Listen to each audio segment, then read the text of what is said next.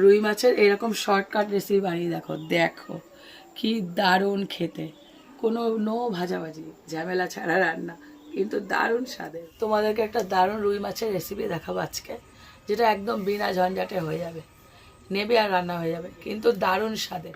প্রথমে যে কড়াইতে আমি বানাবো সেই কড়াইতে নিয়ে নেবো, এই দেখো মাছটা প্রথমে নিয়ে নিলাম। যেরকম পিস আছে ঘরে মানে পড়ে থাকে না রান্না বান্নার পরে, সেই পিসগুলোই নিয়ে নেবে, এমন না যে সব একরকম হতে হবে। একে একে আমি উপকরণগুলো দিয়ে দিচ্ছি। প্রথমেই দিয়ে দিচ্ছি স্বাদ অনুযায়ী লবণ, একবারে দিতে হবে, পরে আর পড়বে না কিচ্ছুই।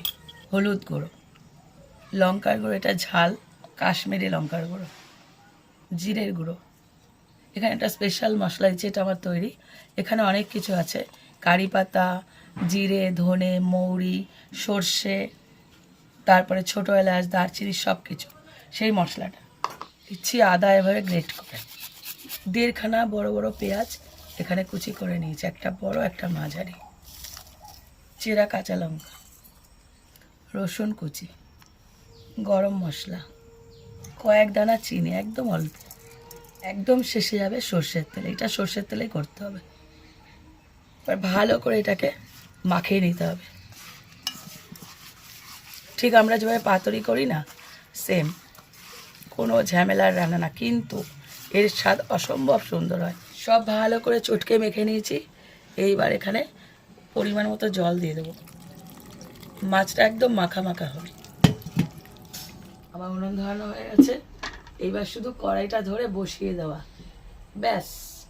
ঠিক যখন এবার ফুটে উঠবে, এক পাশ যখন হয়ে আসবে, ঠিক এইভাবে এই পাশটাকে উল্টে দিতে হবে, এই পাশ তো হয়েছে, আর একটা পাশ বাকি, তার জন্য।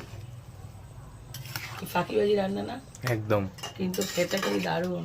দেখো ঠিক নামানোর আগের মুহূর্তে ধনেপাতাটা ছড়াবে, ফ্লেভারটা খুব ভালো লাগবে।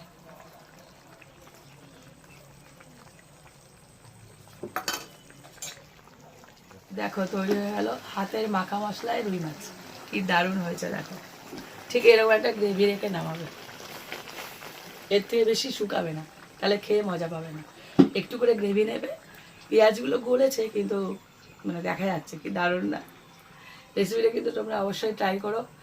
এইটা একদম চটজলদি হয়ে যাবে। যে যে মাছ দেখবে এক্সট্রা ফ্রিজে পড়ে থাকে, সেই মাছগুলো দিয়ে বানিয়ে নেবে।